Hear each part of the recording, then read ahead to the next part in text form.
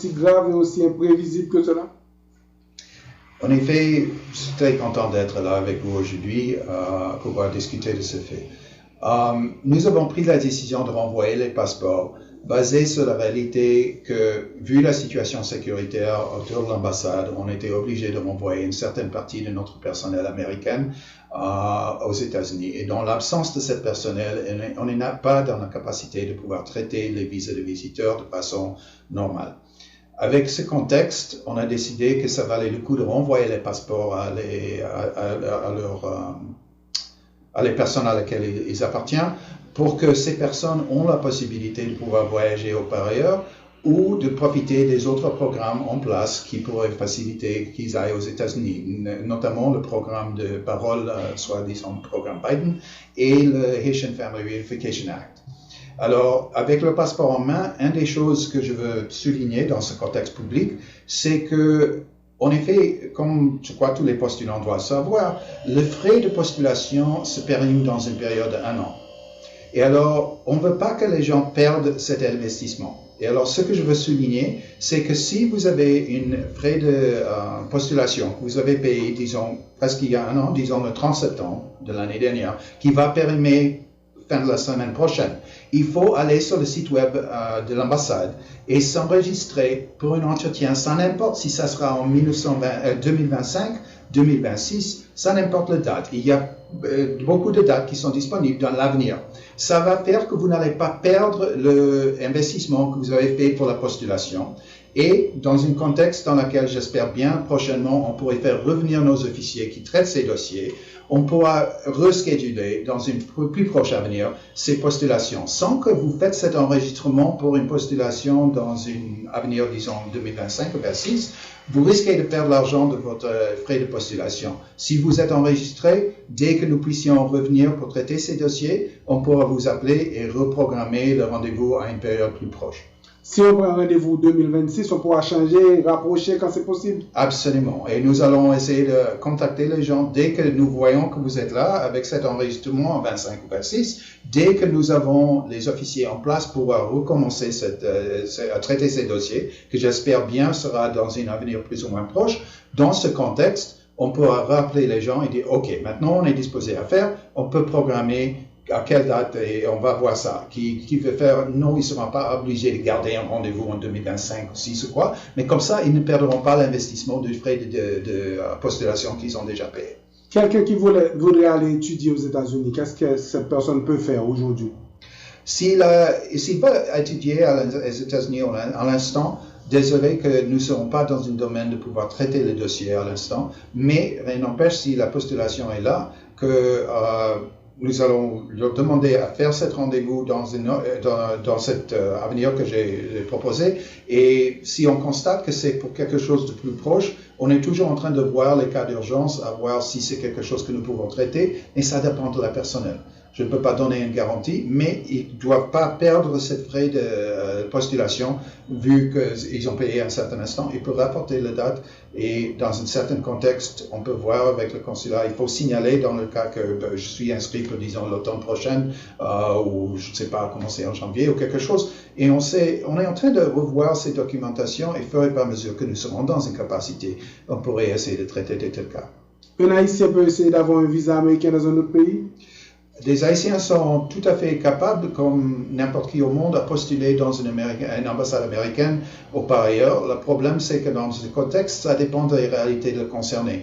Je veux souligner que le frais de postulation payé ici ne pourrait pas être transféré à un tiers lieu. Mais par exemple, si disons qu'on a un Haïtien qui est en train de voyager en Europe, ou par ailleurs dans l'Amérique latine, il peut postuler elle pourrait se postuler avec les documents qu'ils en ont à n'importe quelle ambassade américaine au monde, en disant qu'il veut voyager basé sur les documents. Le problème qui se présente typiquement, c'est que peut-être les officiers dans un tiers pays ne sont pas si au courant des détails des réalités haïtiennes. Ils ne sont pas dans un contexte nécessairement de pouvoir adjudiquer le cas concerné. Mais rien n'empêche que oui, ils peuvent postuler et au moins qu'ils sont bien établis et ils ont des documents qui peut-être par exemple indiquent qu'ils ont déjà voyagé aux États-Unis dans le passé.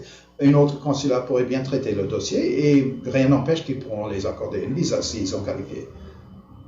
Il y a le programme Biden, comme on l'appelle en Haïti. Comment va-t-il? Quelles sont les statistiques aujourd'hui? En effet, le programme Biden, pour nous, a été une très, très grande réussite. Ça fait que depuis que ce programme a commencé, les Haïtiens sont les premiers bénéficiaires par rapport aux autres pays, par une bonne marge. Dans ce contexte, c'est une des autres raisons pour lesquelles on a décidé de renvoyer les passeports, je m'excuse, c'est que, évidemment, comme tout le monde le sache, pour postuler pour cela, il faut avoir un passeport, un passeport en main, et au moins que les gens veulent se postuler, ils peuvent avec ces passeports qu'on envoie, et ça réussit très très bien. L'autre programme qui a changé, que je voulais prendre l'opportunité de signaler, c'est le Haitian Family Reunification Program, dont s'il y a des gens qui ont des pétitions pour l'immigration, qui existent de la part de leurs membres de famille aux États-Unis, qui font les pétitions pour qu'ils puissent venir aux États-Unis. Dans le contexte de la loi, originalement, il y avait un certain délai. Maintenant, s'il y a une pétition valide en place sur les sites web, et on va fournir les détails,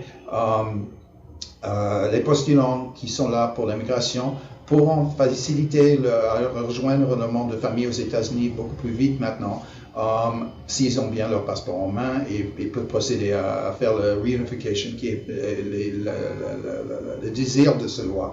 Et je veux souligner que tous ces différents programmes sont les plus grandes ouvertures à l'immigration, je crois, légale, faites par les États-Unis envers l'Haïti depuis ma connaissance depuis très très longtemps. Et je voulais souligner par contre, si les gens sont tentés de trouver des moyens autres pour arriver aux États-Unis clandestinement ou illégalement, ils seront déportés et ils seront plus éligibles pour le programme Biden ou autre. Alors j'encourage les gens à regarder les réalités et les opportunités qu'ils en ont pour trouver des moyens s'ils veulent vraiment y aller aux États-Unis pour résider, que soit à travers le programme Biden, soit avec le Haitian Family Reunification Program, ils pourront bénéficier de cela. Et on est très rassuré que ça semble avoir donné à les gens qui veulent vraiment y aller des façons légales pour y aller, et on est très content de cela. Il y a une nouvelle route qui passe par le Nicaragua. C'est quelque chose que le consulat, l'ambassade suit? On est au courant, on entend dire de cela, et je veux souligner que les gens qui essaient d'y aller aux États-Unis à travers ces moyens trouveront que s'ils arrivent là-bas, ils seront sujets à la répatriation, et en même temps, ils seront plus éligibles à les moyens légaux qui sont disposés à contrôler l'immigration de façon légale. Passer par le Nicaragua, passer par le Mexique, c'est pas une bonne route? C'est pas une bonne route, c'est très très dangereux, vous risquez votre vie en faisant cela, c'est comme mettre sur les voiliers au nord du pays pour y aller, vous risquez votre vie et vous mettez dans les mains des personnes illégales qui peuvent vous exploiter, qui peuvent vous tuer, qui peuvent faire n'importe quoi, qui peuvent vous abandonner sur la voie. Alors nous décourageons toute personne de trouver ces moyens comme façon d'y aller aux États-Unis. On vous encourage d'utiliser les nouvelles façons légales que je viens de souligner, qui sont là pour que des Haïtiens qui veulent poursuivre les lois en rigueur à y atteindre les États-Unis de façon légale, à faire une vie là-bas, si c'est ça qu'ils veulent faire. La situation sécuritaire a porté le consulat, l'ambassade à réduire son personnel, mais la situation sécuritaire aussi, on a l'impression, ne reçoit pas toute l'assistance qu'elle pourrait avoir de la part des États-Unis. Comment va la coopération au niveau sécuritaire avec Haïti? Avec notre situation de sécurité, aussi bien nos assistances humanitaires sont à le plus haut niveau que nous avons jamais eu. Comme le partenaire premier d'Haïti, les États-Unis ont des programmes très très grands qui montent à des centaines de millions de dollars dans les différents domaines, aussi bien humanitaires que sécuritaires. On a grandi nos programmes sécuritaires et on va continuer à les grandir en faisant des formations spécialisées pour le PNH, à améliorer ses capacités à mobiliser contre les gangs et en même temps augmenter ses capacités dans les différents domaines aussi. Je veux souligner que le progrès là-dessus, c'est l'espoir que nous avons, et nous, en tant que les Américains, on coordonne avec nos partenaires aussi bien que les autres amis d'Haïti à ce qu'il y aura des avances à faire une réponse à la demande faite par le gouvernement de transition, à ce que la communauté internationale fournisse des soutiens envers la situation sécuritaire. Et comme tout le monde le sait, il y a une délégation kenyane qui est venue, qui a constaté les réalités, et on travaille avec nos partenaires pour avancer ça, aussi bien avec le gouvernement haïtien, avancer la résolution nécessaire à les Nations Unies pour fournir le cadre dans lequel la communauté internationale pourrait fournir les assistances requises, être côte à côte avec la PNH, faire réponse à la situation sécuritaire. Et nos programmes de soutien qui sont là bilatéralement, ça continue et ça va persister, et probablement ça va augmenter.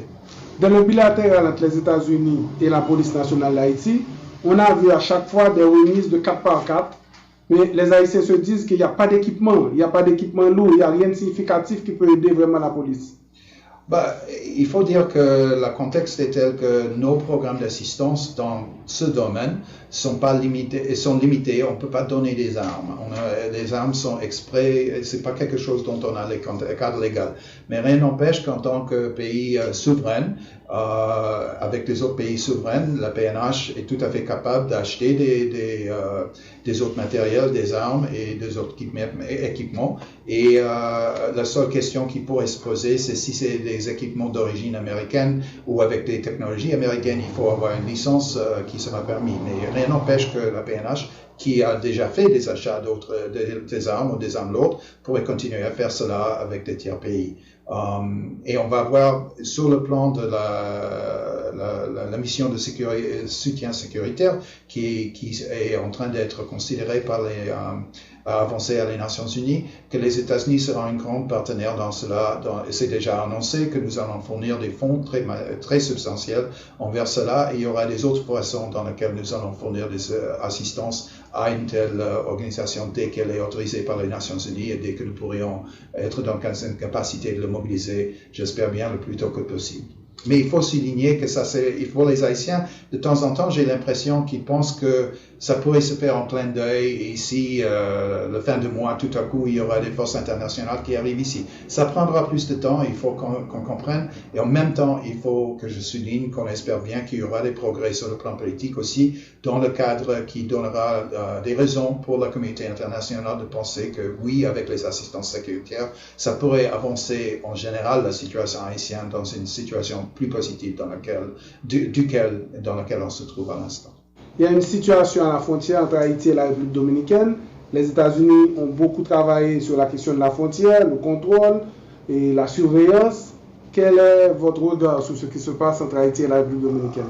Notre rôle est, on est des amis de tous les deux pays, et alors on les encourage de baisser les températures un peu dans cette discussion. Après tout, partout au monde, là où il y a des eaux qui sont partagées, l'eau après tout est la vie. Et alors lorsque les eaux sont partagées entre des différents pays, soit comme par une frontière, soit pour des autres raisons, c'est toujours des négociations très sérieuses qui doivent être amenées pour qu'on arrive à le bien-être des deux pays concernés, ou même s'il y a plusieurs pays qui sont concernés, plus que deux. Alors on encourage les différents partenaires haïtiens aussi bien que dominicains à trouver une façon qui peut adresser à le bien-être des peuples affectés dans les deux côtés de la frontière, à résoudre cette confrontation qui se déroule à l'instant dans une façon amicale pour le bien-être des deux pays. Parce qu'après tout, de trouver une situation qui n'est pas pour le bien-être des deux pays, qui frustre l'économie des deux pays, c'est pas une solution durable ni équitable pour qui que ce soit. Alors on encourage les deux parties de prendre des dispositions à pouvoir régler ça le plus vite possible à le bien-être des populations touchées des deux côtés. Monsieur le chargé d'affaires, il y aura des élections aux États-Unis bientôt. Les élections aux États-Unis, c'est une date connue à l'avance depuis quasiment toujours. Même quand vous êtes en guerre, vous faites des élections. Mais en Haïti, il n'y a pas de terme pour le gouvernement Henry. Vous êtes confortable avec cette situation? C'est la situation que nous avons. Nous, en tant que des partenaires d'Haïti, on travaille avec ça. Je souligne que depuis que je suis là, et je crois en toute déclaration, le gouvernement en fonction a toujours dit qu'elle était un gouvernement transitoire et elle veut arriver le plus vite possible à la dernière élection, à la dernière transition qui pourrait mener à le prochain président que notre point de vue devrait être élu par mandat populaire, suffrage populaire. Alors, on continue de travailler à ce qu'on a les élections le plus vite possible dans une situation des élections qui auront une participation majeure, qui donnera la sortie de la crise politique. Mais ça va de soi qu'en même temps, ça dépend de compromis de tout parti. Et je prends l'opportunité de souligner que nous pensons que les partis ici, vu la crise que les Haïtiens vivent, il doit y avoir un sens d'urgence et ça demande des compromis de toutes parties. Ça ne peut pas être simplement des compromis proposés d'une partie ou d'une autre. Il faut être sérieux, disons, et vraiment engagé pour avancer d'une part politique pour qu'on puisse sortir de la crise de laquelle le peuple haïtien souffre depuis si longtemps.